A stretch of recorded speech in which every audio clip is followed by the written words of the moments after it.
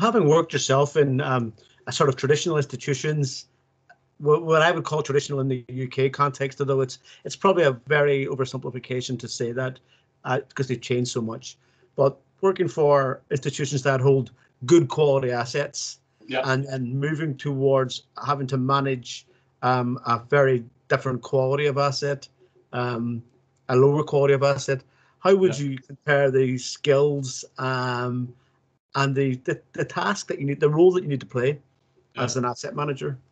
Sure. So let's say I can actually give you tangible examples. When I was in London, I used to work for AXA at some point for one of their listed European funds. Okay, great. So there were 2-3 of us there working for the fund. We had a small number of assets. I think it was around 10 listed on AIM.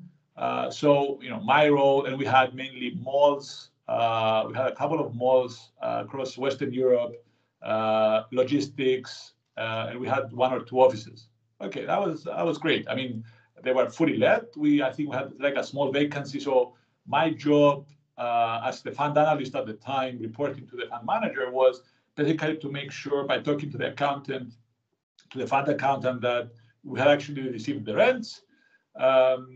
Talk to the local property managers guys and say, okay, what are you doing with marketing that specific space that we have for rent? That was really my job. And then, kicking the tires to any new opportunities that came in. So it was more of a routine, let's say, job with not necessarily a lot of problem solving involved, mainly drawn out meetings where we sort of talked about things, if I can call it that. Here, just monitoring the assets and the performance and. Yeah, I mean, okay, they are there. Okay, there's much you can do to it. So, okay, at the time, it was great. I mean, it was great, listed, amazing. We were going around. Okay, beautiful. When you progressively move to this side where it's more problems. I mean, you have, as I said, you have thousands of assets, hundreds of tenants.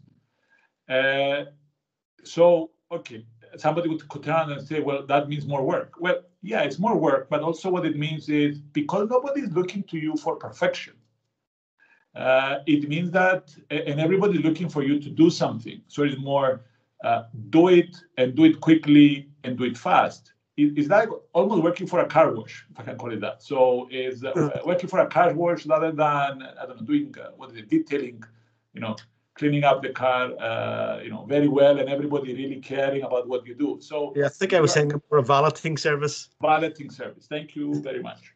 So and this is the good thing, because let's go back to the example that I mentioned earlier with the house.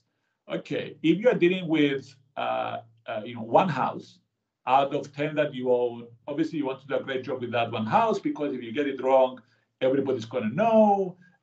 Did you get as close to what the valuer said the value should be, blah, blah, blah, whatever. Was everything done correctly? Did you follow due process? Now, when you're dealing with 100 houses, which you need to get to the market quickly and get them sold quickly, nobody really cares if everything is done to perfection.